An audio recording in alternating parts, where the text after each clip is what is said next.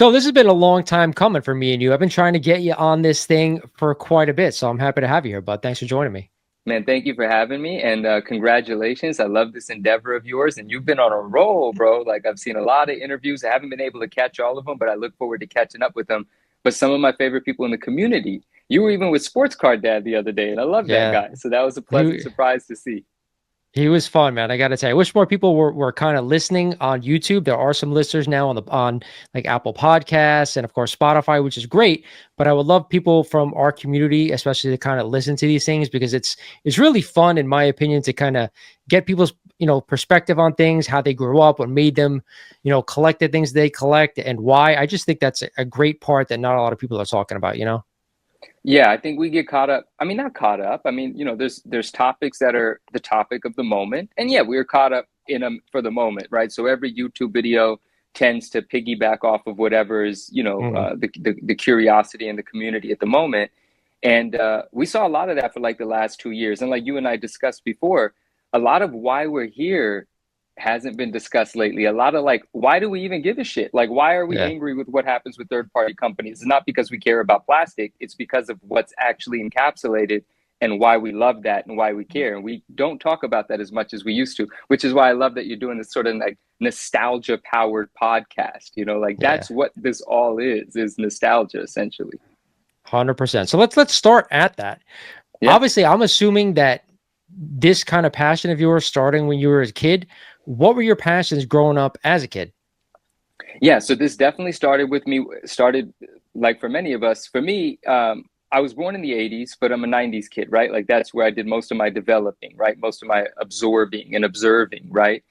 And and I actually haven't reflected on this recently, but I like to think about how when you're a kid, you don't really think about the why. You just react to your heart, your gut. If something draws your attention, it attracts you to it, that's a part of you now. You love that. You don't know why. Mm, When I was falling in love with art as a child on cards or on comic books, I think about how I never used to concern myself with who the artist was. Actually, there's an example of something I'm going to show in a bit where it's one of the most important things in my life. It's a Spider-Man thing, but I never knew who the artist was. I didn't think about that until my adult life, and so on and so forth. But when I was a child, it's very similar.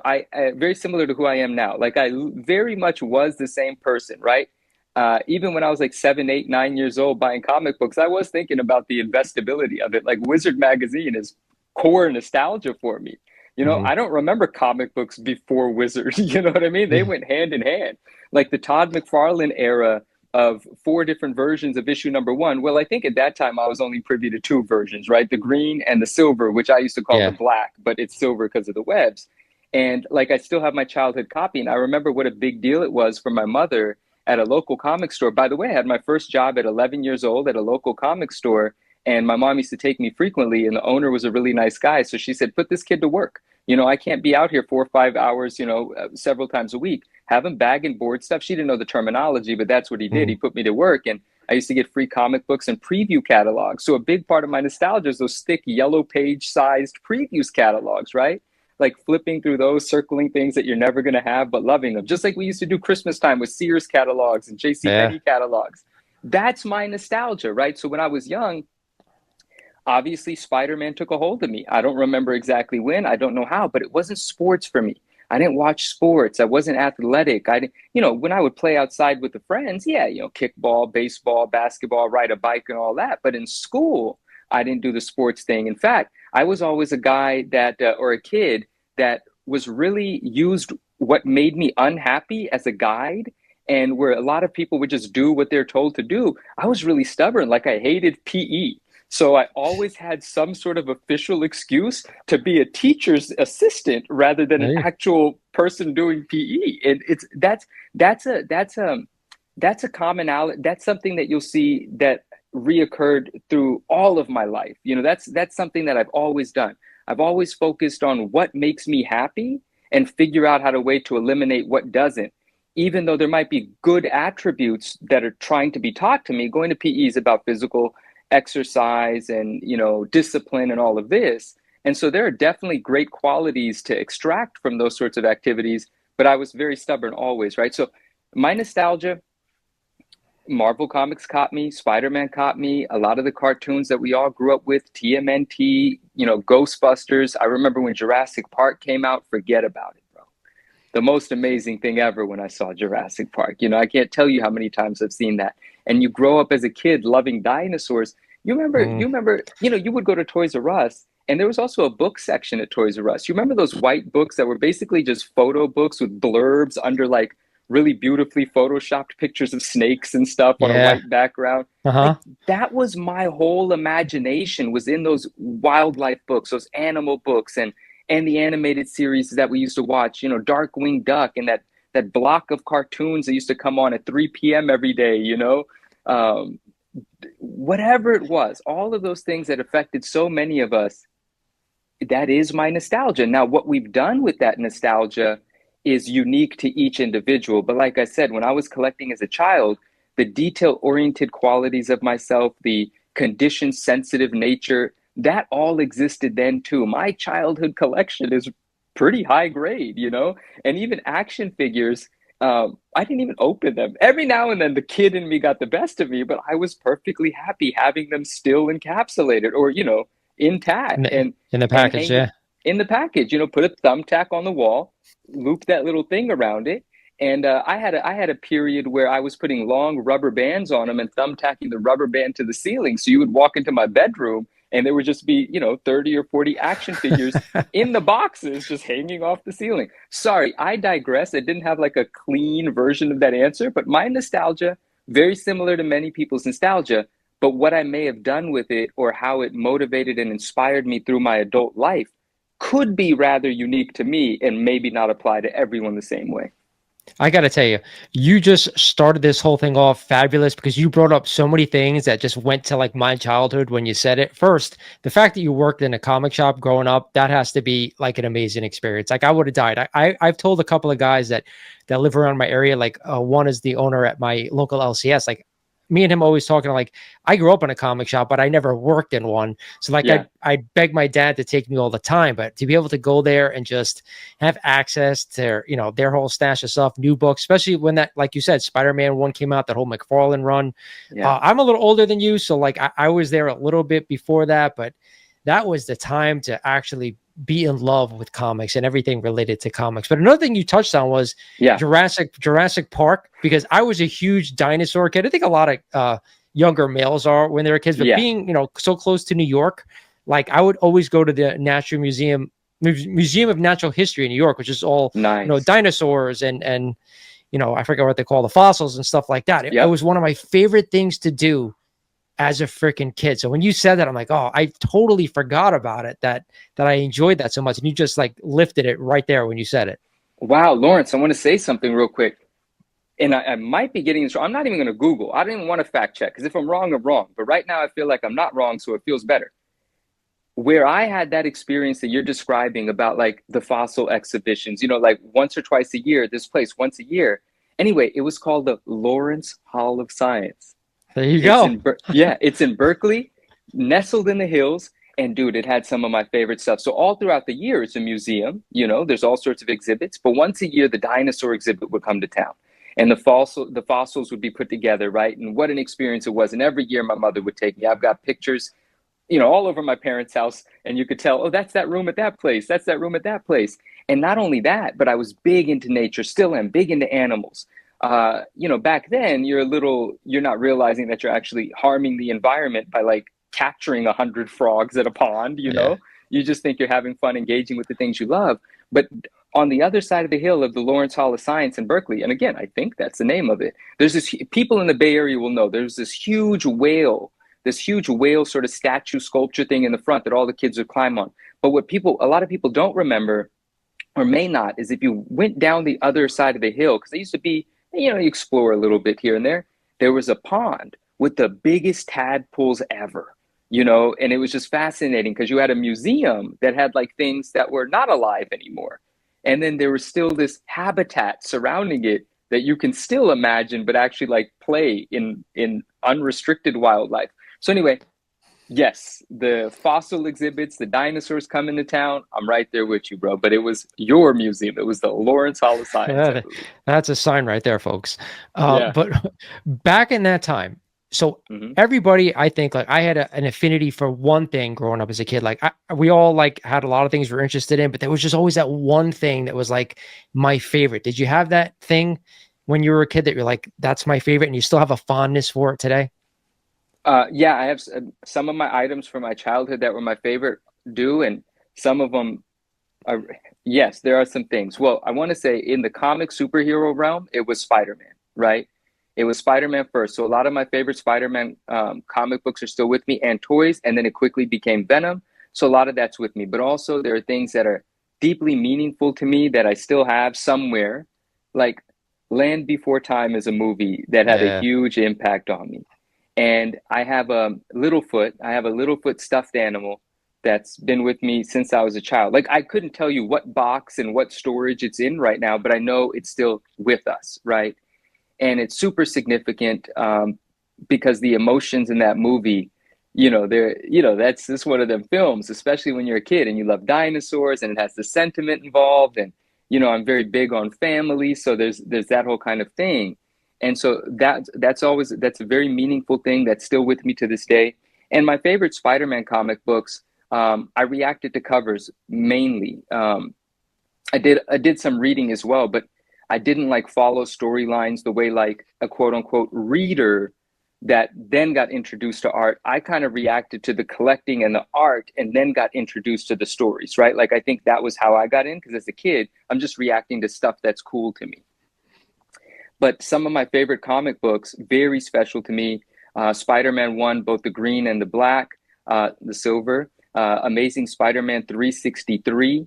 And there was one other, Spider-Man 13, because it's the homage to Spider-Man 1, but it's Black Suit Mhm. Spidey. Those four books, even when my comic book, even for the 20 years that I didn't even think about my personal collection, well, it's always with me, but those ones stayed with me always. Like as an adult, they were always in a drawer by my bedside. Like that nostalgia, that emotion, that energy that's on that makes me feel good, always was with me. Even when I moved out of the Bay Area, I've never lived out of California, but I did live for a while in Los Angeles. Those books were with me. And in Los Angeles, I'm an adult. I'm doing adult things. I'm working in this industry. I'm drinking over here. I'm dating over here.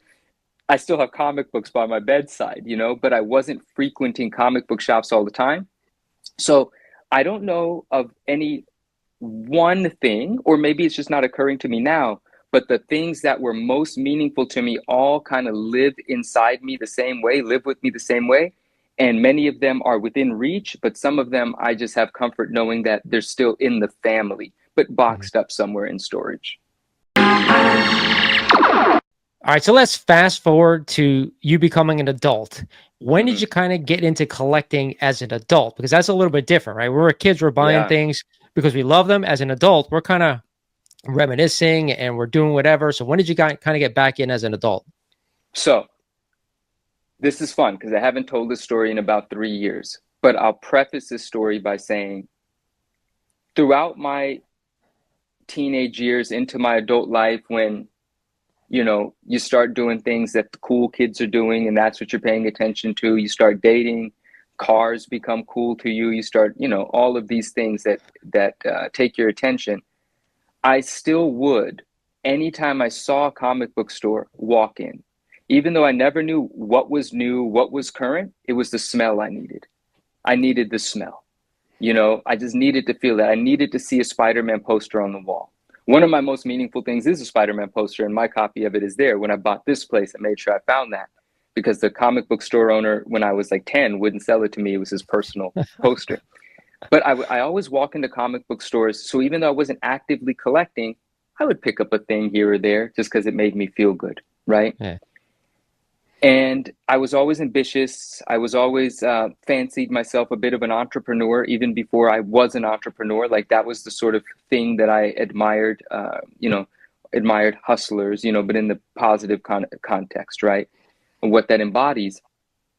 So I was more concerned with the world of money. And that led me into different professions and different endeavors and starting different projects and things. But right before the pandemic, even before the pandemic, I was going through a life change. I was going through a transition where I was having certain epiphanies and waking up to certain realizations where I was removing people from my life, removing energies from my life that weren't serving me, or drains from my life that weren't serving me, those kinds of things, like making a real adjustment. You know, the personal Instagram page going from 500 people to 80, that kind of thing, right? Like really saying, fuck everyone. You Yeah. know, it's been a long time that I've done for others, and I haven't really seen it pay off. And I know there are people that say I don't do things to get something in return, but I'm very much about reciprocation. And even if I'm not expecting or anticipating it, it still becomes very apparent to me when it's not reciprocated. You know, Yeah. it's not like I'm stupid. It's not like I don't realize that I'm giving, giving, giving, and everyone's just doing whatever with what I've given them, but no one's, you know, reaching out to say, well, what do you need? How are you? So I decided to cut everyone off and focus on myself. Professionally, I had had several things go well, and I've had several failures, but that's a part of things going well, right? Losing Hmm. is part of winning. Acting like a loser is not. I don't know if anyone's ever said that. I said that. I wrote it down the day that I thought it up, but I'm sure someone has said it. You know, losing is part of winning. Acting like a loser is the only time you actually lose, right? When you tell yourself you failed and you give up. And so I've had a lot of fun in a lot of different business things, but there was this notion while I was eliminating people from my life, I was also engaged to get married, and I called that off because, again, I was really being honest with myself about where I wanted to go and what I was willing to sacrifice in order to get to what I really think life can feel like. And I've enjoyed parts of life, but there was definitely something that I felt like I wasn't putting enough into, or wasn't experiencing something the way that I thought I should. And so I wanted to eliminate bosses, and was able to do that. But then I was in a successful business that my cousin and I ran, but a lot of clients, and clients are like bosses. You know, Hmm. they have to renew with you once the contract's coming up. You have to satisfy them. You still have to take the calls. You have to have the meetings. You have to explain why you're doing, attribute the success to this thing you did. It's the same exact thing. You're still reporting to someone that can cut off your flow of income if they don't like you. Hmm. And it's like, man, I really don't like that, you know, like what the heck, you know? But you have to service or serve something, right? You really can't get away from that if you want money to come in. But I was already going through this transition, and then the pandemic hit. And I mean, at the same time, right before the pandemic, I decided to go vegetarian. I've been a meat eater my whole life. I decided to go vegetarian, but this amazing thing happened. Now, listen, the pandemic is not a good thing. I feel for anyone that did not have a positive experience, and I pray for any families that were affected. But for me personally, it allowed me to not have the distractions of the world, and it came at the right time for me. While I was already going through this transition, the world shut off, and all I had was myself and nowhere to go. And I got to really think about the decisions I had been making. And the vegetarian thing stuck because there's no restaurants anymore, right, that I'm going to. And the business thing, it was easier for us to pull the plug on the business and for me to reinvent myself at that time because things had kind of paused. And the business actually did really well during the pandemic. It was a marketing and advertising company.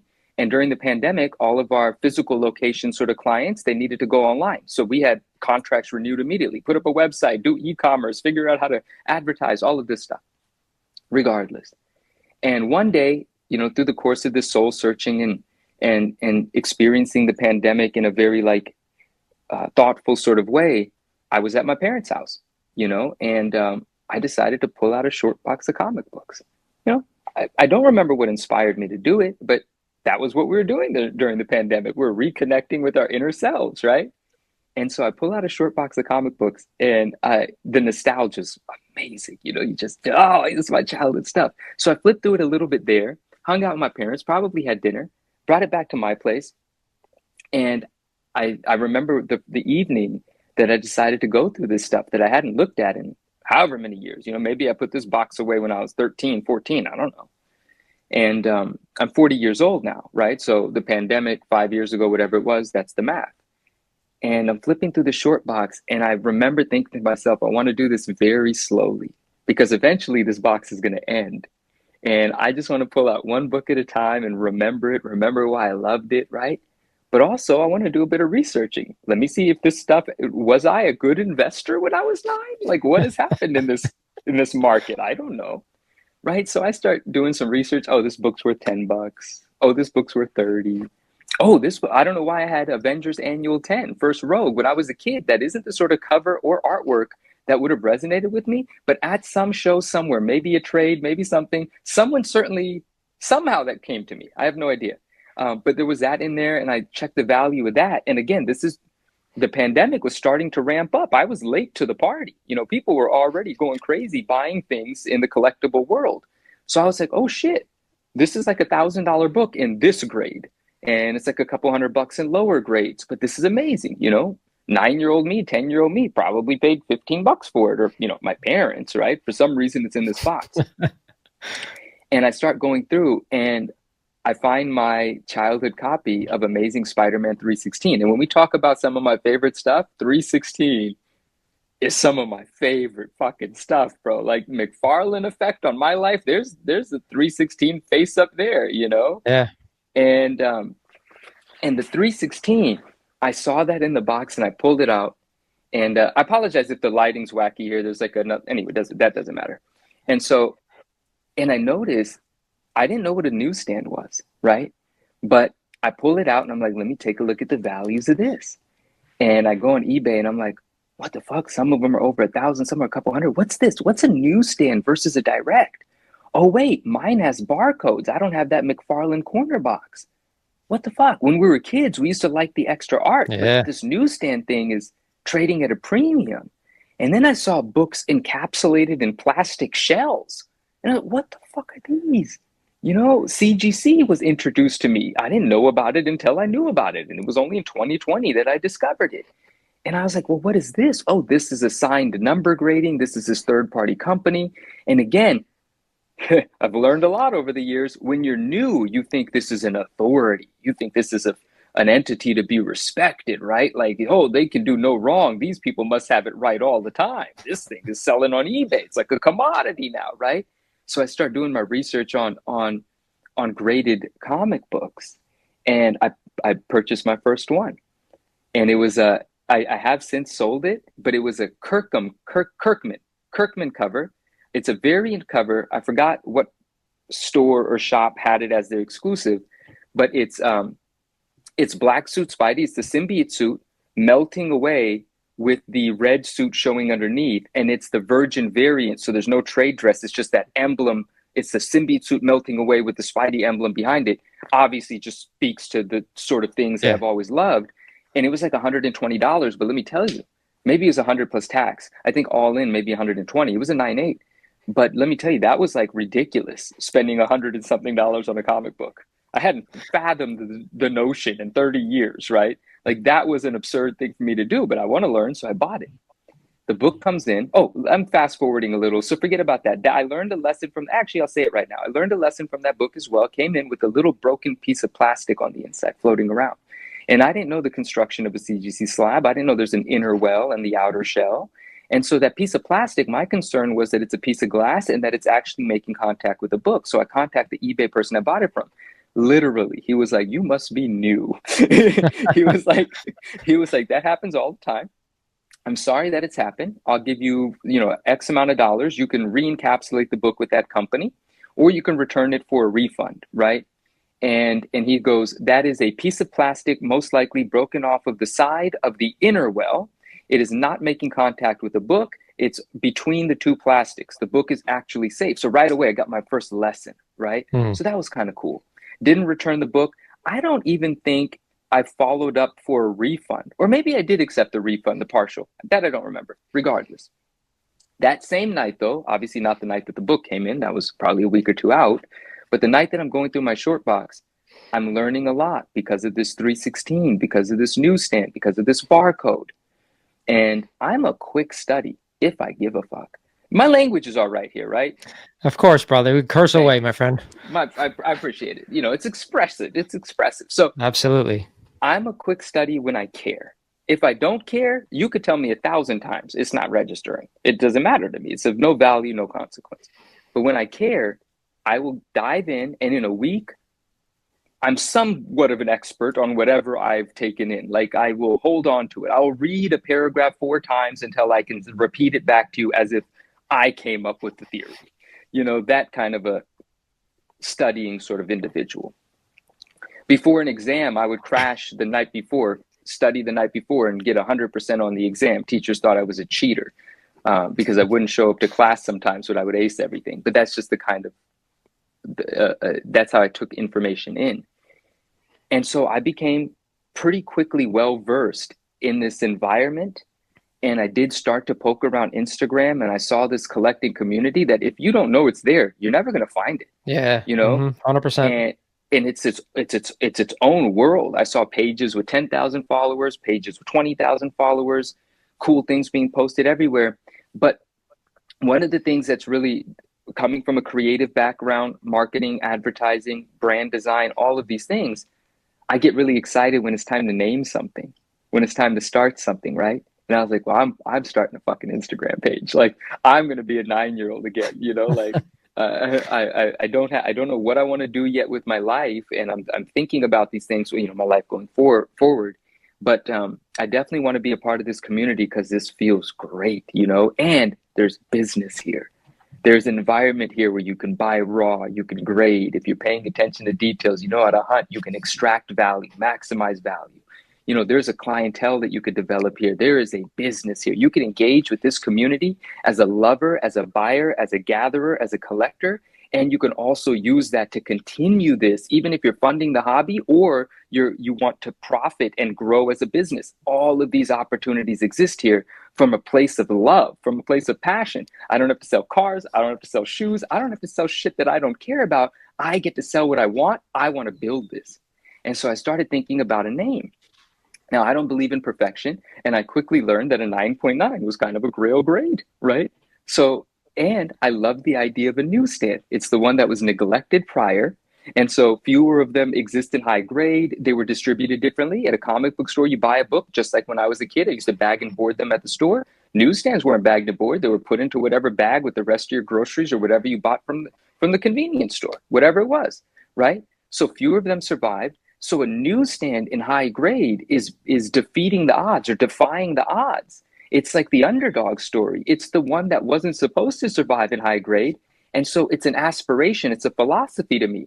I don't believe in perfection, so I want to strive to be 9.9 in what I do. And I want the one that wasn't expected to be a 9.9 to be the 9.9. That's how I perceive my, you know, going through life, my journey. So I was like, 9.9 newsstand. That's my philosophy. That's what I'm going to aspire to do. Those are the kind of things that I want to represent, find, and sell. And that was the name I picked. And I whipped up my own logo. I didn't do it quite the way I would for a client. I just whipped up something that I thought was satisfactory. But wouldn't you know it, it stuck. Actually, that wasn't my first iteration. My first iteration had a picture of a 316 in the back, focusing on the barcode. But you could tell it's a 316 if you know the surrounding graphic. And it said 9.9 newsstand on it. And then I, you know, as you do, you realize, oh, this can be better, right? So then I turned it into an actual logo rather than just a graphic, right? That's awesome, dude. Seriously, a whole mindset out of a comic book and a philosophy for life. That's just unbelievable. That doesn't get any better than that. People out there listening, if you're watching on YouTube, that's what this is about. Like, to be able to take something that's so, I don't want to call it minuscule, but something so simple and have belief in it and to turn it into your own way of life. Not a lot of people can do that, man. That's awesome. Man, I really appreciate you saying that. And reflecting on it makes me emotional. It's really fucking cool to me, bro. Like, it's really special to me. And there are people that are just being introduced to me now, and they don't know that about me.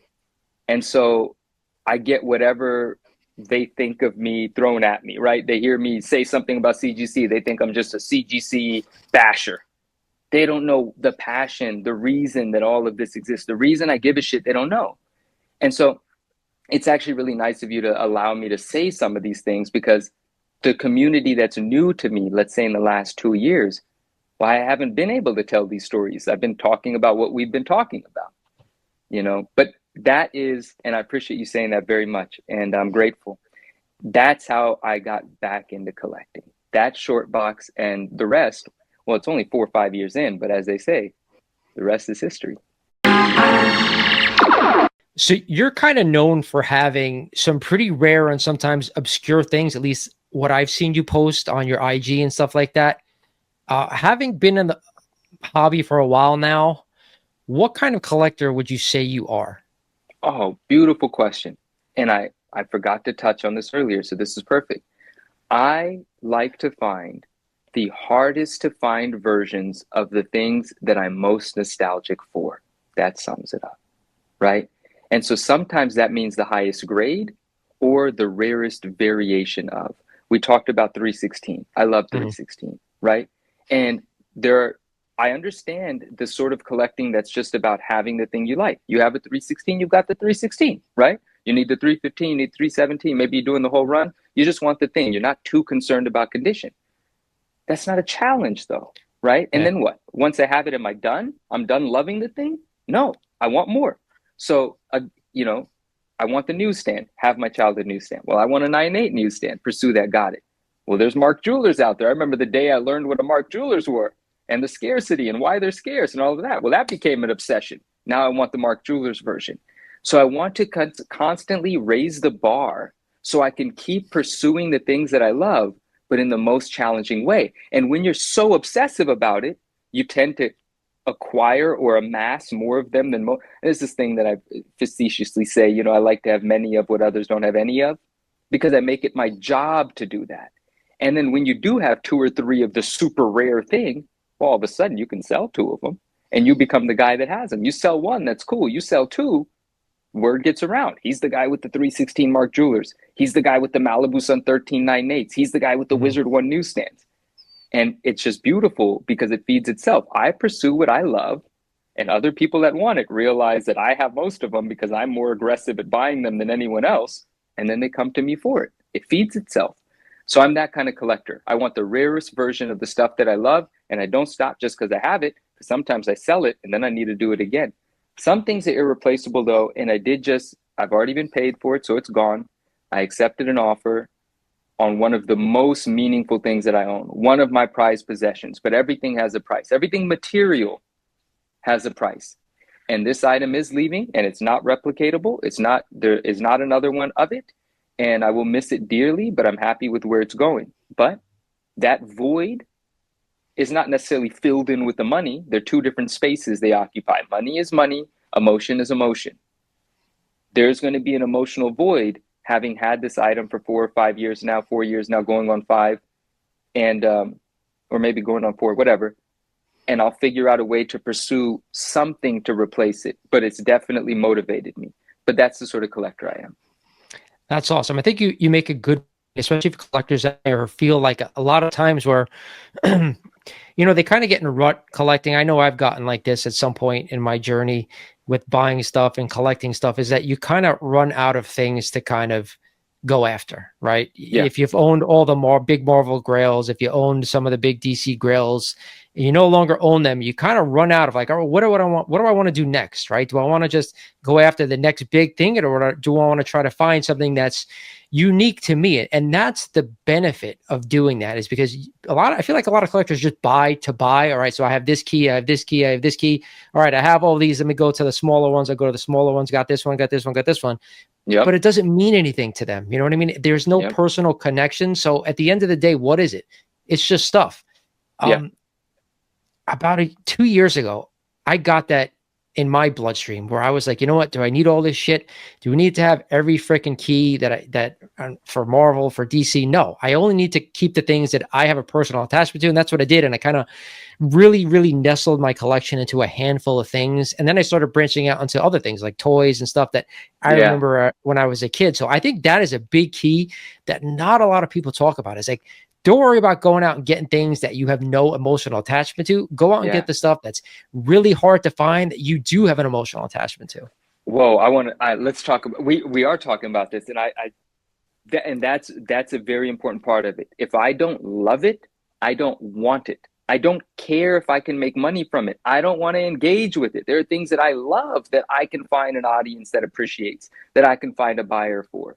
I only want to deal with things that I love. So that's a very big part of it. So my collection and what I sell. Another thing I like to say, everything is PC until it's not. I'm only Yeah. buying and holding the things that I don't mind owning.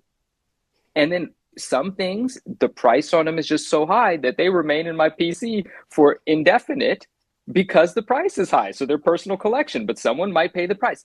I know this isn't like a show and tell, but there are some things that I want to show real quick, Good. just so we can actually touch on exactly what we're talking about. So I love Wizard magazine to pieces, Mhm. you know, and again, had conviction, went really hard when no one was spending any money on wizards. Like the idea of spending thousands of dollars on a wizard was absurd to everyone.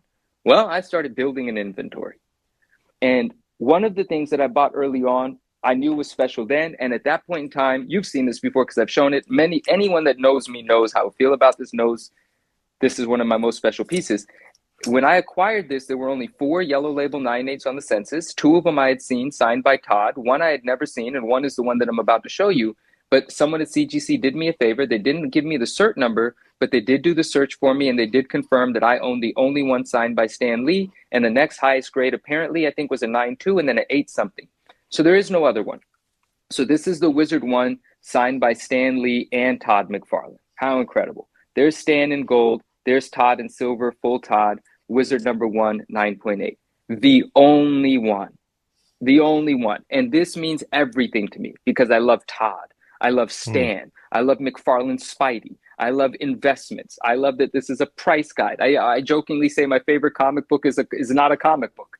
It's a price guide, you know, but the price that I required to move this on to another passionate collector was high, and to some people irrational, but it doesn't matter. That's how nostalgia, that's how these things work. You can't duplicate this. So until someone gave me my number, it was my PC item. This is shipping out on Friday. I did say at least give me until Friday. I want to make a goodbye post. I want to take some new pictures. But so it's cool to be able to show this. But more, what I want to say is when we talk about increasing, see, now I don't have this, so I can't replace this. But there has to be a Wizard pursuit still.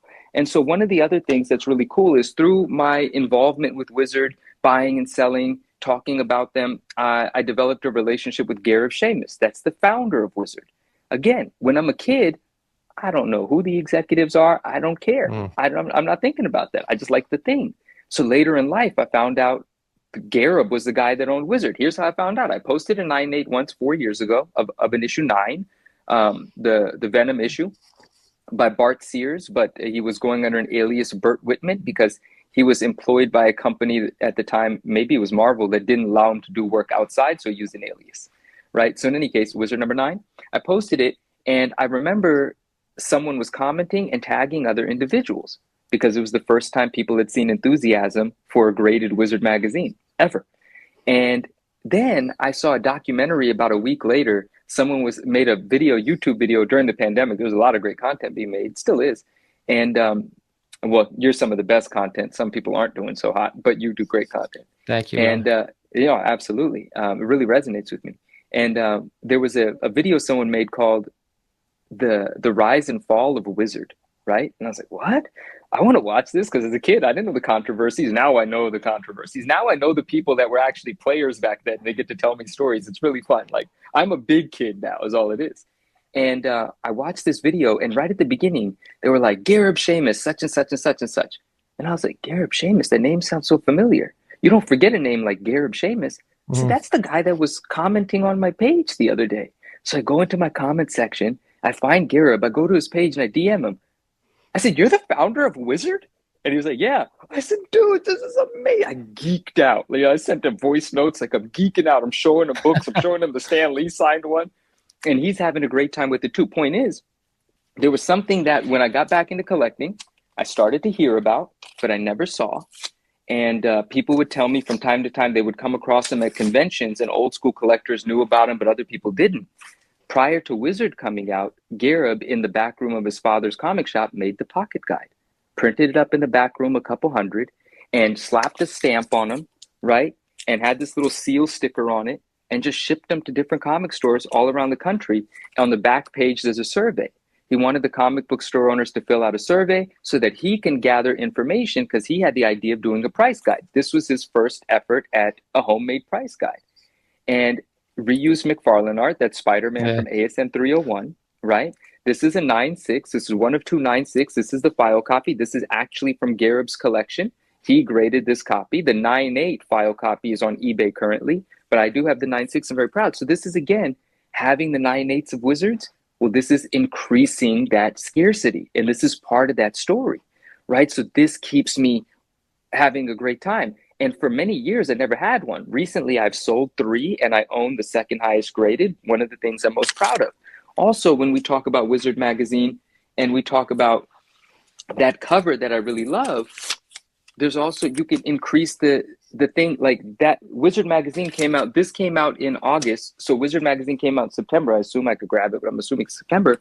But that artwork is used on advertisements in some earlier publications, right? And this one's the ad. That's why it says brought to you by Wizard Press, but it's that artwork. So the first appearance of that artwork is not the Wizard. So I want the first appearance of the artwork. So now I'm pursuing these things. This is the only graded version. This is Advanced Comics issue 32 with that ad on the back, right? And this magazine comes in 2 versions. The retail location is white. The consumer version is yellow. So of course you got to have both. So I've got raws of those ones now, right? And people don't even know about this. So I have fun talking about it because it develops within my community, a curious community. And now we get to say, where'd you find one? Oh, I found another one. It wakes up this entire energy again, but all of it is still rooted in what? Wizard Magazine. So that's how I continue to stay engaged and continue to create interesting endeavors for myself. And still, there's value in all this stuff. There's still profitability in all of this stuff. So it satisfies every part of me. You know, the money side and the child is just like to engage with things that I love. So that was the small break I wanted to take to talk about Wizard and how to keep that collection going. That's awesome. I never even knew that existed. So I'm glad you showed it. I'm glad we talked about it, because anybody out there listening, now you know it exists. I'm sure a lot of people didn't know about it either. So that's fantastic, dude. So you and I have spoken a little bit, and to me, you've always been very soft-spoken and elegant. That's the word I want to use, because that's how you speak, which is, I think, is fantastic. But in the community, you've been a person who has broken a lot of news. Let's call it that. You were at the forefront of the CGC scandal and getting that out there. Can you tell us what was going through your mind when you're first learning about this stuff, when you're first kind of noticing what the hell is going on, and what was your mindset, and like, how did you react when you were thinking about it? It was a doozy, bro. And there was a Mark Jewelers ASM 252 that had sold on eBay. I'm pretty sure it was an auction. And I don't remember, like 15,500, maybe 16,000 it sold for. 9.8, 252 Mark Jewelers. Now, I had been watching, it was an auction because many of my friends were talking to me about it. It was either an auction or a listing that was up for a week or 2. But many of my friends were hitting me up about it, talking to me about it, interested in buying it. And before I knew something was really wrong, I advised any of my smart clients, this ain't the book for you. That is not a fucking 9.8 in there. Like, I don't know how it got the gift grade, but that's the ugliest 9.8 I've ever seen. Like, it's a 9.2, 9.4. It's a 9.4, right? And the difference between a $15,000 book and a 9.4 Mark Jewelers of the same book is $13,000. Is $14,000. You know, so that's not the book for you. I advise, whether a client's doing business with me or a friend, I'm still their advisor. You know, like, I want to make sure that they're making wise decisions if they give a shit about my opinion. And so I just observed this auction, and I noticed that it was kind of ugly. At the same time, while this auction was running, there was an individual that was selling a lot of key Mark Jewelers on consignment pages. Now, at the time, I was naming the consignment page a lot, and it got a little dragged because of it, so I'll leave the name out. I remember it, though. I remember 100% seeing all these things pop up at the same time as well, so I know who you're talking about. Yep. It wasn't elite, I'll say that. Shout out Ali. It wasn't. It wasn't elite. And shout out Ali. And so I'm noticing all of those, and the individual that was selling them reached out to me because he knows that I'm a Mark Jewelers guy, or, you know, someone told him. And he attempted to sell me at one point like $70,000 worth of books. There was one like really amazing package of books. There was like a ASM 194, First Black Cat. I think it was a 266 in there, Gambit. I think there was a New Mutants 98 in there, like all of the modern 90s nostalgia good stuff. Well, I mean, 194 is not 90s, but you know, the good stuff, right? Mhm. Leading into the 90s too. And I was interested, but I'm not that kind of buyer. There are things that I want, but I don't go buy retail. I want to pursue. I want to create. I want to make. It's my challenge. Buying something is not that fun to me. Oh, I got it. What do I do with it now? You know, like I have it, you know, like I don't even have margin of profit in it. If I pay market for it, it's just a thing that I have now. Like there's not even anything I can do with it, you know? So it's like, oh, the pursuit's over. So I like to pursue. I like a challenge. In any case, sometimes I buy. It has to be really rare for me to buy. It can't be something frequently available and I'm just paying market for it. I don't understand the point of that. And so he and I started having a rapport. Again, I didn't know who he was. I didn't know anything was funny yet. And I was just kind of enamored by the things that he had and the things that he was showing me. Because our conversation was so fluid, he overshared. In retrospect, he realizes this now. Mm-hmm. But he didn't know at the time that he was showing me his hand, but I didn't know what I was looking for yet. But he had already shown it to me. I didn't know. So then this 252 sells for 16 something, 15,000, whatever it was.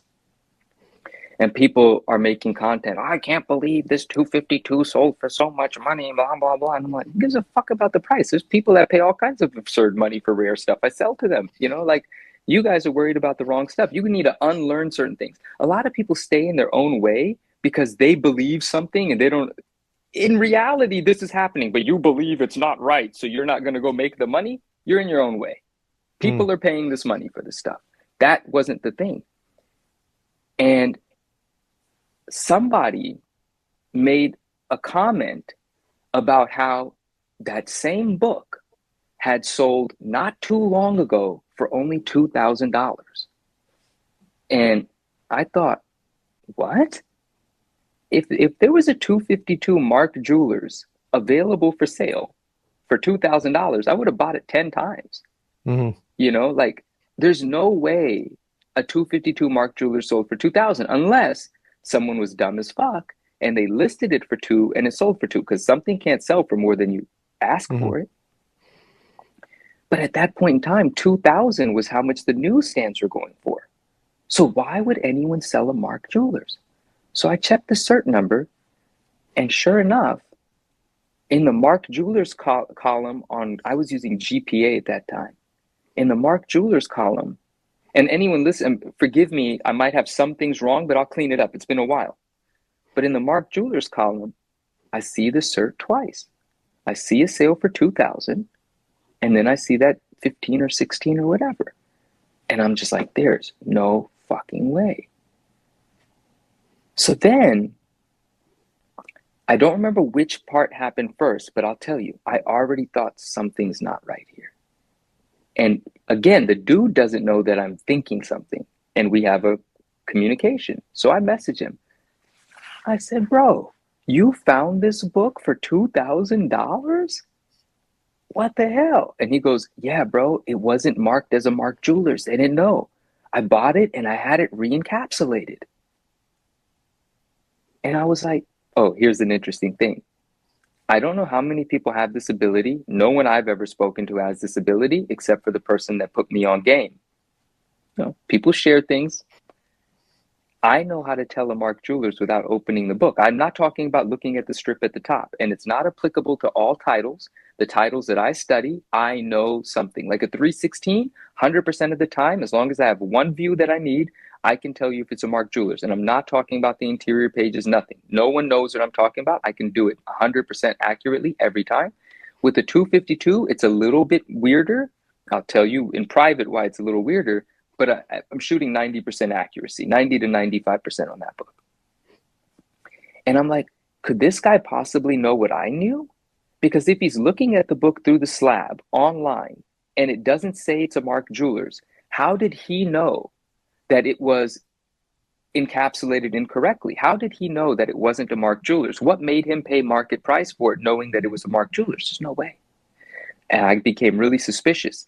And I hit one of my friends up that had a different pricing service that, oh no, he had Terapeak. At that time, now on eBay, the research tool is available to everyone. But at that time, you had to have a certain sort of account to have Terapeak, which allowed you more than 3 years worth of data. Mm. And sometimes it had pictures. And I said, bro, I need you to pull up this sale and I need you to show me a picture. I already think something's wrong, but I need you to show me a picture. He pulled up the sale, and wouldn't you know it, there was one picture. And that picture was not the book that was currently encapsulated with the same cert number as a 9.8. And my gears started to go. Like, how did this happen? How did he accomplish this? And what the guy told me was, oh yeah, it was a Mark Jewelers. I bought it. I sent it to CGC, told them to notate the label correctly, re-encapsulate. That's it. But that's not what happened here, because now I've confirmed that the same cert number is not the same book. So then I decided I put up a story. And this is the evening before I made the post in the morning. I put up a story and I said, guys, something fucked up is happening. And it's going to cost people a lot of money, and it's already cost someone a lot of money. I don't know what to do. I don't know what to say. And I think I know who's involved. But I got to figure out how I want to put this out there. But I think you guys need to know. And everyone was like, you got to say something. You got to say something. Stop teasing us. Tell us what it is. So the next morning I woke up, made a cup of coffee, and I put together this post. I recently revisited the post to see, like, what was I thinking that morning? It was all spur of the moment. And I made this post. I put the picture up of both books. I said, same cert, different books. And instead of pointing out the things, I basically spoke to the people like this, like, don't be stupid, guys. Use your fucking eyes. Look at the corner of the book. It's not the same book. Something happened here. You decide what happened, but something fucking happened here. And that post it did its thing, right? But that's how that all started. I noticed something. I realized it wasn't the same. And I took personal offense because that guy was trying to sell me like $70,000 worth of books. And he's being all buddy with me, but telling me too much information. I'm piecing it together and realizing he's full of shit. And that's it. And then the rest of it was the snowball. We just started doing more digging. The CGC forums got involved. They started matching cert numbers with other things he was selling at his auction. People that were buying books from us started hitting me up. Look at this 9.8, 5 color breaking ticks, on a Hulk 340, 9.8, things like that, Mark Jewelers. And I was like, yeah, you all got fucked. He is swapping all of these books out. Then we realized with a bunch of our due diligence that it is the reholder process that's flawed. If you are able to open up an encapsulation and slip anything in and submit it for a reholder, that's not going to a grader. That's going to a person whose job it is to print a new label and re-encapsulate your book. So it wasn't getting scrutinized, so he kept getting these swaps out. And then why did he buy a clean 9.8 Newsstand to begin with?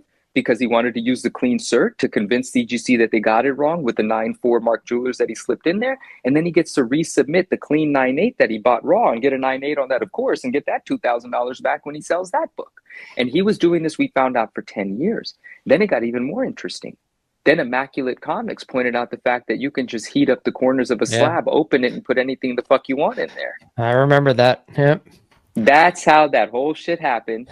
And that's when the community, for the first time, from my understanding, because when I first started running with this, there were some naysayers. There were people that said, don't get out the pitchforks yet, Manu. You could be wrong. I was right about everything. Everyone knows now. It was too obvious. It's not like I was making shit up. Like, just because I didn't know the how doesn't mean I didn't know it happened, right? We figured out the how over time, but I knew it happened the day that I found out it happened.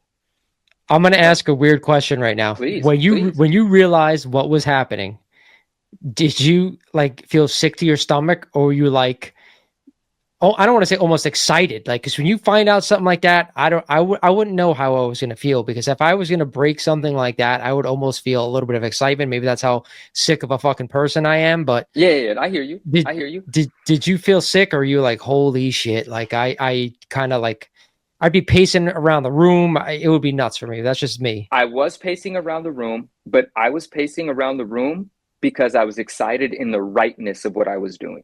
Yeah. The righteousness, the rightness, the whatever. Like, I knew this was a fucking thing. I didn't know what was going to happen. I didn't know I was going to get 2,000 new, people on my Instagram page overnight. Like, I didn't know that shit was going to happen. This is just me in my pocket talking to my people in my pocket, the way that I have with other things that were, kind of important, but never on this scale. I didn't know what was coming, but I knew that this was for real, like a real big deal. So I was excited. Was the idea of being sick to my stomach.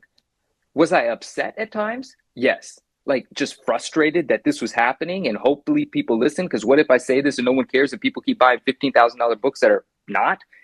that was upsetting, the thought, but there was no like sick to my stomach. I was excited and I was nervous.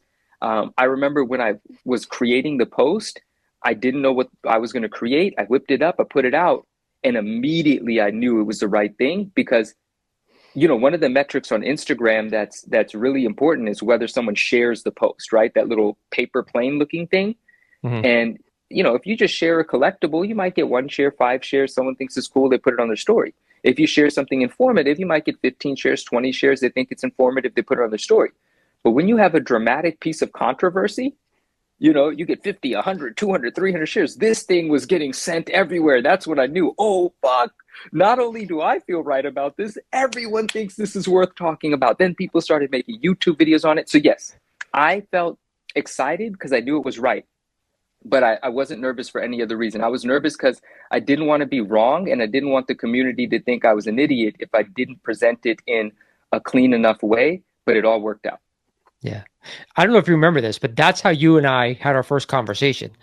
Was Believe it it or that? not, I'm going to tell this story because it's funny on my end looking back at it now, but like I wasn't an Instagram guy at that point. Like I did a lot of YouTube, but I didn't know how to like share stuff on Instagram. I didn't know how to like share a story if I saw something on a story. So what I did was I actually screenshotted your post Bro, on I the fucking story. remember. Oh, carry on. Yes. And then I actually just posted it on my Instagram saying, holy shit, blah, blah, blah. But I didn't know how to fucking tag him. And I didn't even know what the hell I was doing at this point. So I remember sharing it and then you sending me a message on Instagram. I'm And I sorry, remember bro. where I was because I'm out to dinner with my wife and my kids. I'm like, oh, this message. I'm like, oh, okay.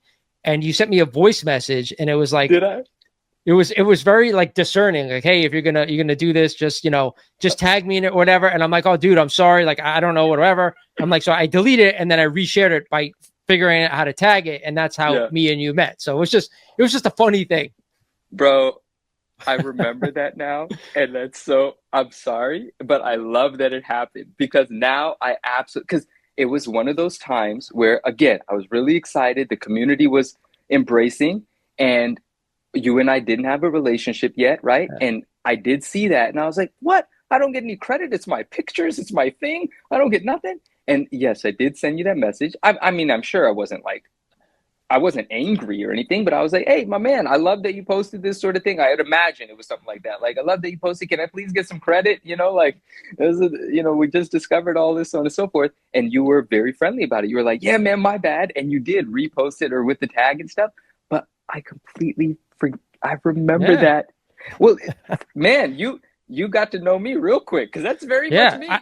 I think everybody got to know you after that whole thing. So like in a good way, because I think, Yeah, yeah, sure. that's going Thank to you, kind man. of get into what that next thing I want to talk about is because you became like an overnight, the breaker of news, Right. the go-to guy with a lot of this stuff. When Yeah. did the decision come out to go on West Coast Adventures channel and talk Yeah. about this with Matt Nelson? How did that come about?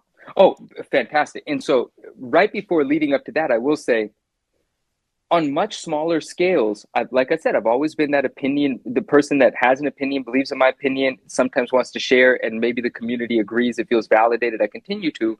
And so, talking about things in the community was always something I did, but in a small community, this thing was different, right? This exposed me to a larger community that hadn't before. So it was very cool, and I'm very grateful that it happened.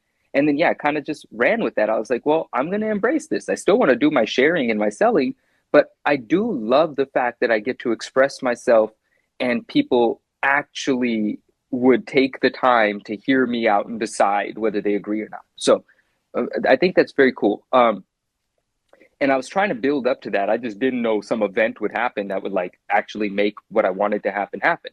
Um, so then when I was talking about, when I said I reached out to a friend that had Terapeak, that was Dave, Mhm. right? And I was like, I need to find this thing. And so the first person that I ever told he swapped the books was Dave, because I already thought, but he sent me the picture. I look at the picture, I'm on the phone with Dave. The book is fucking swapped, Dave. The book is swapped. What the fuck? I don't know what to do. I'm having a moment. Dave's just like, this guy's tripping. Like, he doesn't even know what I'm talking about. He's believing me, right? But he's not worried about it. I'm the one that's worried about it. He's just doing what he's doing. And I asked him to use Terapeak. And Dave and I had a friendship at the time, right? We had some content that we would do together. We had a friendship at the time. The next day, when he saw what was happening in the community, how everyone was covering it, he said, Manu, we got to go live. And I was like, what? For real? Like, I've already done my part. I already put it out there. That was my take at the beginning, right? Because other people had me on the channel. My take was, I put it out there. You guys figure it out. It's getting a little stressful for me now. Everyone wants answers. I don't have answers. I'm just telling you something's fucking wrong. Now you guys go figure it out, right? That was my stance at the beginning. That didn't stick, obviously. And Dave was like, no, we got to go live, bro. People want you to talk about this thing. And I was like, for real? And I was like, all right, fuck it. So then we did a YouTube live and we like just promoted it one day, not a real promotion. We like put up a story and a post saying we're going live, and a couple hundred people showed up to hear about what was happening. And it was like, holy fuck.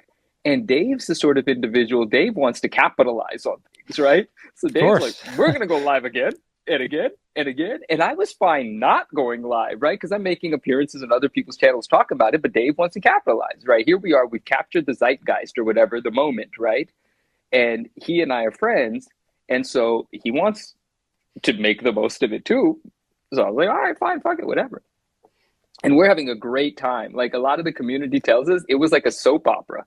They were waiting for the next update. They wanted to see the next live. They wanted to, what's the guy's name? What's the guy's new username? What are the other books? Who spent the most money? When is CGC going to say something? It was for like 6 months. This thing was just playing out. And before Matt Nelson, I'll tell you what happened. The Immaculate Comics video happened. I think the timeline is right. And someone sent me the video on YouTube where he was showing how to open the case. The video, compared to his other content, he makes great content, but this had virality. It was already doing really well on YouTube. And I thought, I'm going to condense this 10-minute video into 45 seconds. Just the key things. And I'm going to make a reel. And so I screen recorded his video. I began editing together what I thought was the most compelling story to tell in this reel. Put the reel went ape shit, right? So his video's going ape shit, the reel's going ape shit. Till this day, it's my strongest performing reels. I don't have the sort of reel, you know how sometimes people catch fire and they'll do like something dope and they get like 2 million views? I've never had that. This was my strongest performer, and I'm happy because it was informative. It was a real thing. It's not like I was doing a MCU meme or something. Not that there's anything wrong with that. Shout out to all my MCU memers. I don't do that. And I was saying it didn't necessarily create enemies, but it created a lot of animosity. Because the dealers, like I was saying, wanted to protect their bag. I was using a reference, but they wanted to protect their investment. And they really wanted me to be quiet. And this dealer's a friend of mine, but we got to know each other through disagreeing with each other. We knew each other and we were friendly before. Now we're friends. But first, this moment happened. But it happened in a respectful way, which is why I respect him as a man, which is why he's a friend of mine. He called me, he messaged me. And he goes, Manu, what are you doing? He said, here's my phone number. Call me. I called him. And he expressed to me how unhappy he was with me exposing this reel. And I said, bro, Immaculate's video was already seen by several thousands of people before I made the reel. You know, that's that community. This is this community. And he goes, all you're doing is showing people how to scam. I said, no, the scammers already know how to scam. I'm showing the people that could get scammed what to look for. And that's how I feel. You're not going to convince me otherwise. And I said, we're just going to have to agree to disagree. And he goes, I like you. Like, I was going to support your stuff. I can't support you now because you're bringing attention to this, and I don't want to bring attention to this. And I said, with all due respect, I didn't know that you were going to support me. So but now that you told me that you were going to, I do feel a little sad, but I didn't know. So I didn't have an expectation. I don't feel like I'm losing anything. I didn't ask for your support. I'm fine with that because I'm not going to change my beliefs because you said you can't support it.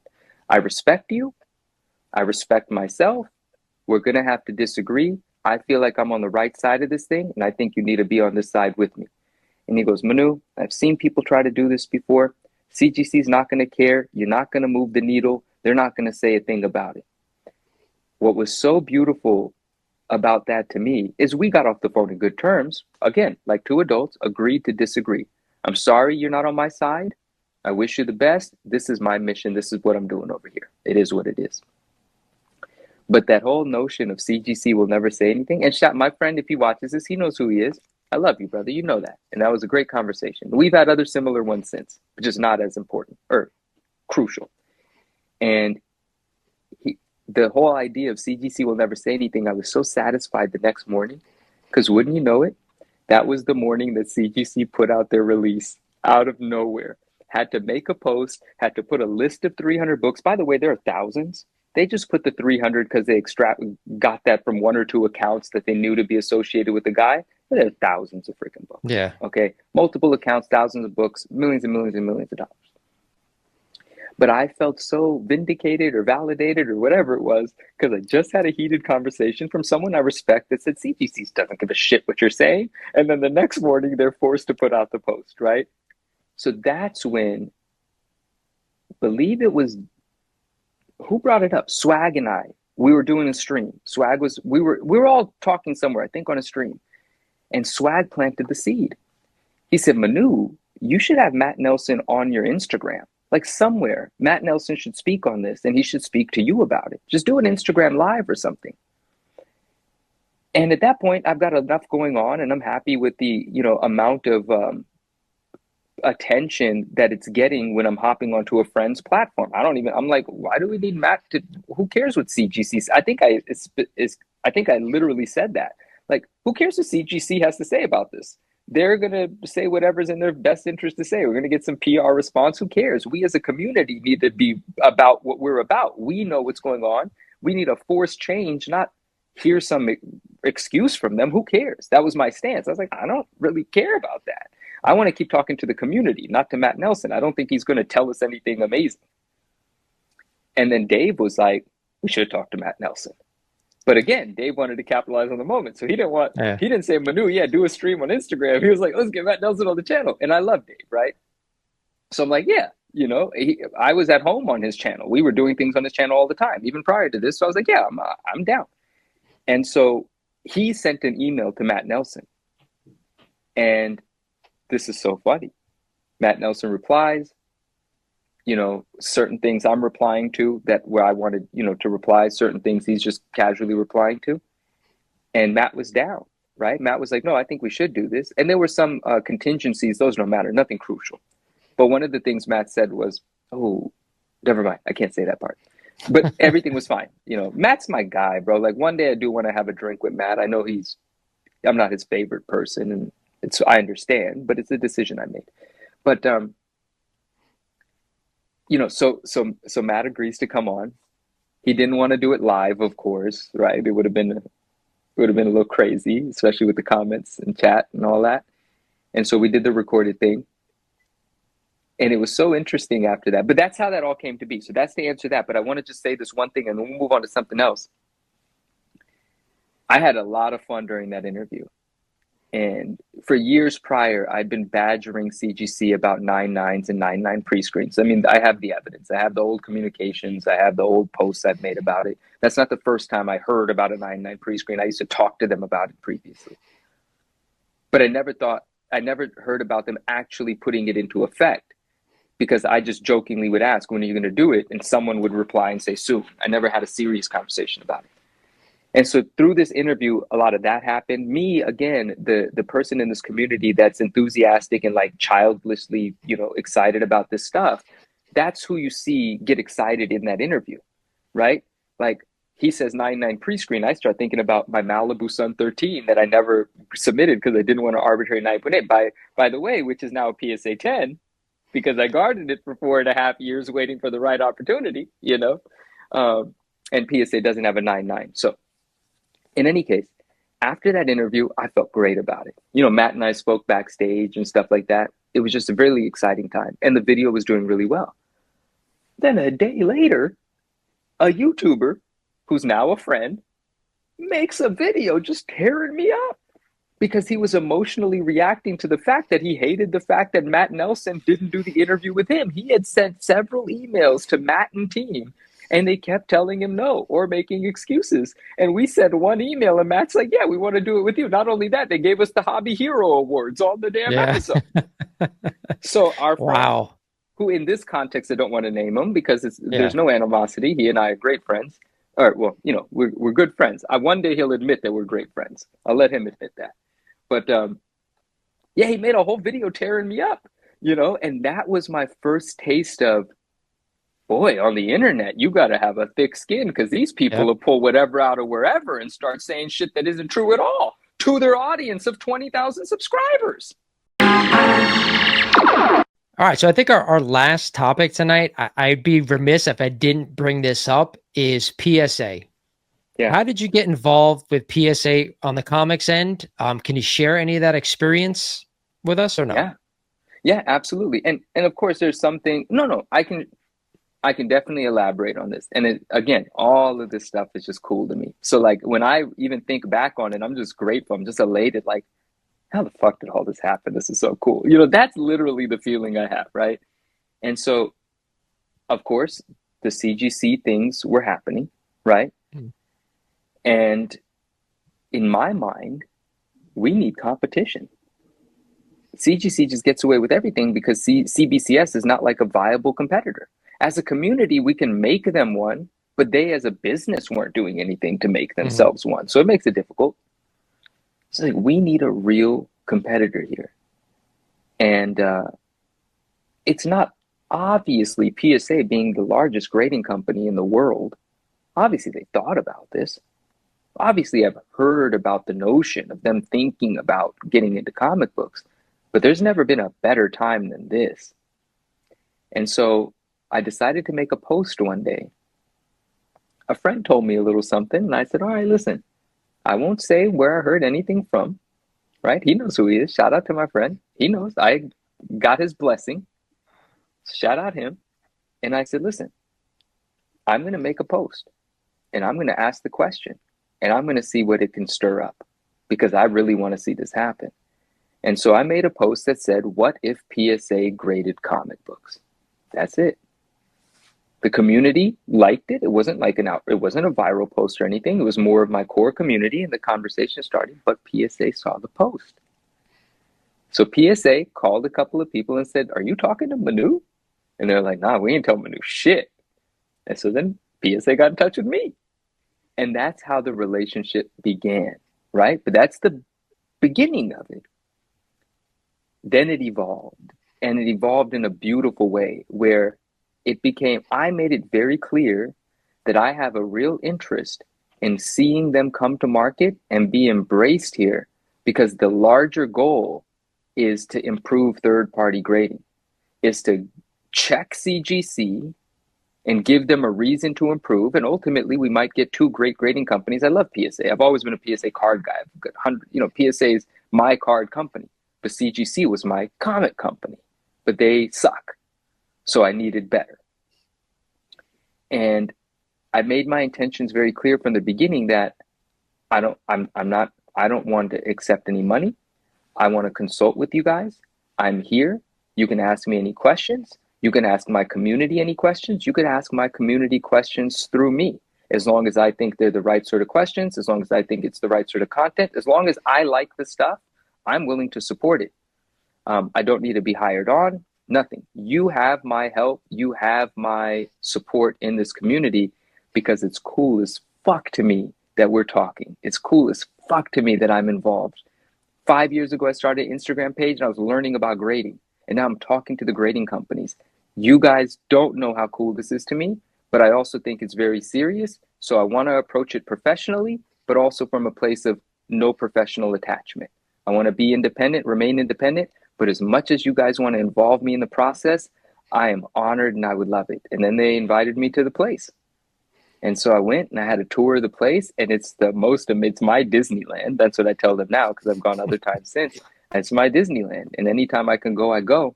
That's how that relationship started. And everything that has happened since then, for most of the conversations I've been a part of, for most of the decisions, I've been privy to the decision-making process and had some, input in them. At least was considered someone to reach out to get an idea of how I might feel. And I love that they respect, my opinion to a certain extent. Our friend Swaggle Haas was involved in a lot of the communications, and his opinion was regarded highly. Neo Cards and Comics, at the very beginning, when things started to ramp up, it was the three of us that were involved in a lot of the communications. And then the way that I am, I'm not just about, what permissions come my way. I get a little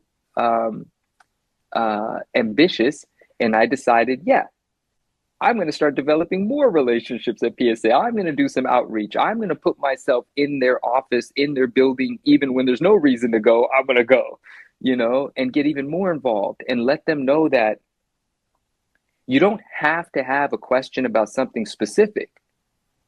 You can casually discuss anything with me, pick my brain about anything, but I wanted to open up that relationship to be more of a series of friendships, because that's what the individuals at PSA became to me. They became human beings that I got along with really well. And the cool thing about that is, like, when you're first starting this sort of professional engagement, everything's an email, right? And then as things get more and more casual, phone calls, not Zoom calls. They don't have to be Zoom meetings. And then as things get even more and more personal, trust for unique relationships and how you feel about individuals, after hours phone calls. The office closes at 5. I'm on the phone with someone at PSA at 10 p.m. talking about something exciting. And that's why I'm still here working with them today, because it's very important. The objective is very important. Competition is very important. But I really like the people that I deal with there. And it's extremely fun for me still. From the moment I made that first post, from the moment PSA reached out to me till now, every single time I get a new bit of information, there's stuff that's about to happen that no one knows that I know. And I love that I know it. I'm not going to say anything. I didn't sign an NDA about this particular thing, but they know I'm not going to say anything. But I love that I know it. Like, I'm looking at one of the things right now, and I love that I know it, and so it's super gratifying for me. But anyway, that's how the relationship started and exists today, because my heart and my soul and my gut tells me I'm doing the right thing. And there have been opportunities to get paid. There have been all of that. Like, I love them, and I would be a great member of the team, and I'm sure they would embrace me as an official member of the team. But what I'm doing with my life ultimately is developing my brand and developing relationships with people that I respect. But it's my brand that I'm committed to. I only work for my brand. And I'm going to be stubborn about that forever. And I don't think that's a bad thing. But that's what I'm ultimately building here. And I think that's why PSA and I have a unique but really cool relationship. It's funny because we started off the podcast talking about exactly the same thing about you and how you wanted to be your own and not have a boss, and you still have that firm belief now as you meet with a giant grading company as big as PSA. So it's almost like our story arc from the beginning where we started this conversation towards the end now. It's remarkable. But the one thing I want to mention to you, it's funny you say that, how open PSA was to having input, to talking to you, to asking your opinion, to having you be involved. Because I recently sat down with another company, Go Collect. They joined me here on the podcast, and I was Shout out blown Go away. Collect. Shout out Wyman. He knows. Yep, he was on the podcast along with Joe, and I was taken aback how open they were with me about the things they want to accomplish and putting their best foot forward and the input that they want as well. And you can't ask any more from a company that you want to be involved in. And I feel like there are companies in this space that are just so shut off. They will not take any input. They will try to hide things. And we're not going to name anybody here, but it's the polar opposite when we're talking about these two companies. So I totally understand why you're excited about being involved. Yeah. No, you beautifully said. And in the sentiments that you just shared about Go Collect, when I first had like a human conversation with Wyman, I told him that. I said, your guys' brand feels different. It feels more like a part of the community. And there's really something to run with there. Because Wyman is like a super spiritual good energy sort of human being. So I agree with the sentiment you shared completely. Not all companies are like that. Very few are like that. And those are the companies that I choose to support. Final question before I let you go, and it's a good one, all right? Okay. After the CGC stuff, the stuff that you exposed, and after being involved with PSA, with all the, coming to market for comic books and being a big part of that, how has the community reacted to you about all this stuff, right? I mean, it's hard because you're at the forefront of this, and I see some of the comments, whether they're Yeah. positive or they're negative. So it's very hard to kind of take that all in. And sometimes it's, Yeah. it's difficult. So I'd love to hear how you feel about that. Sometimes it's difficult, but it's important. It's important to say, I recognize it every day, and it's the truth. The majority, the great majority, is support and love. Like, the great majority are thoughtful people that recognize what's happening here. This is not just about promote PSA, promote PSA. It's promote competition. And if you're going to pick someone to really put it to CGC, you got to pick the person that can actually afford to compete and actually compete, right?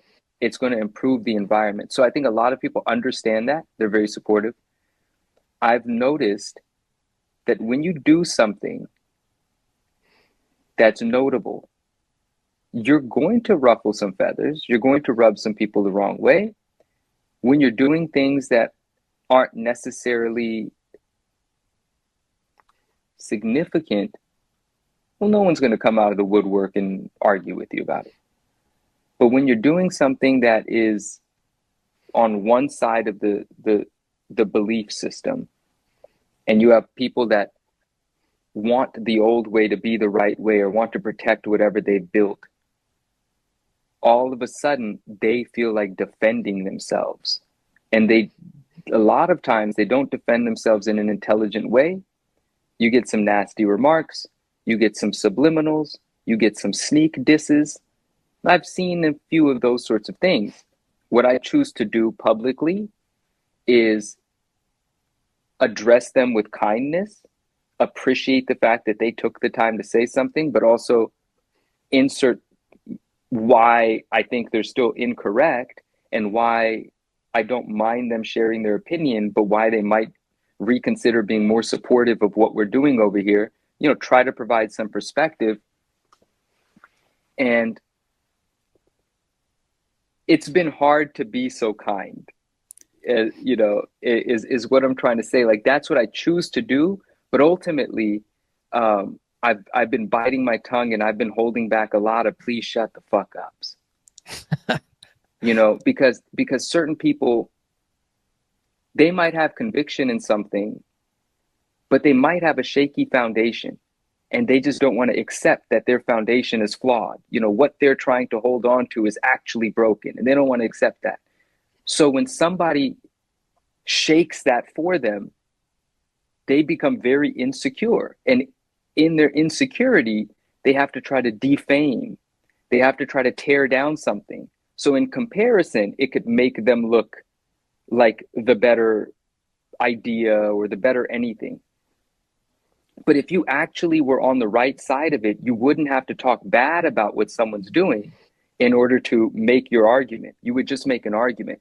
These are people that very few, but the way that I'm an energy person. So even though there's 1,000 people saying, go Manu, do your thing, that one idiot that has something stupid to say, that's the only comment that I'm going to remember that whole evening. Yep. Right?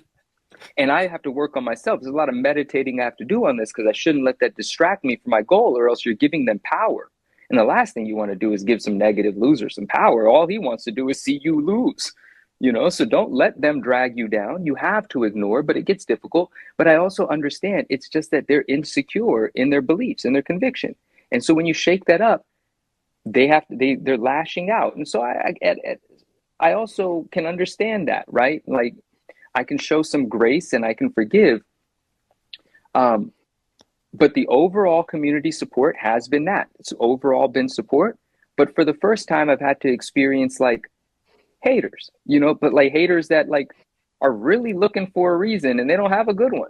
Yeah. They just don't. And so there's just like kind of like these unintelligent, underdeveloped opinions that you don't have to fact check before posting, that people just post here and there, and then a few other miserable people come out of the shadows and upvote it or say their stupid thing underneath it, And I just had to learn how to ignore and continue on my path, which is a more important one, which has more people that are in support of it.